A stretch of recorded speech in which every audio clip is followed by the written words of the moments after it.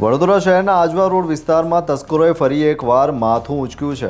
Bapod police સ્ટેશનની હદમાં આવતા એકતાનગર વિસ્તારમાં તસ્કરોએ ગત રાત્રિએ 2 મકાનોને નિશાન બનાવી ચોરીની ઘટનાને અંજામ આપ્યો હતો। તસ્કરો બંને મકાનોમાંથી રોકડ રકમની ચોરી કરી નાસી છૂટવામાં સફળ રહ્યા છે। આ ઘટનામાં એક મહત્વની કડી સામે આવી છે, જેમાં ચોરી કરેલું એક્ટિવા મોપેડ આજવા ચોકડી પાસે બિનવારસી હાલતમાં મળી આવ્યું હોવાની પ્રાથમિક માહિતી પ્રાપ્ત થઈ છે। गईकाले અમે રાત્રે ટેરેસ પર સુવા ગયા હતા તો સવારે અમને જાણ થઈ કે ચોરી થઈ। અમે પોતે નીચે આવીને જોયું તો અમારા પોતાના ઘરમાં તાળું તૂટેલું હતું, સામાન ઇકેર હતું, થોડા ઘણા પૈસા ગયા છે ને એક્ટિવાની ચાવી લટકેલી હતી। એક્ટિવાની ચાવી લઈને એક્ટિવા મારી નવી લઈને જતા રહ્યા। પછી અમને થોડી વાર પછી ખબર પડી કે એક્ટિવા બી ગાયબ છે। તો હાલમાં એક્ટિવા અમને આજવા ચોકડીથી મળી છે।